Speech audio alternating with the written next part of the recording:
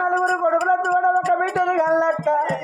నా బిడ్డ పుట్టినాక 7 ఏళ్లకు నాకు నా భర్తకు పానగండ అంటన్నవా అయ్యా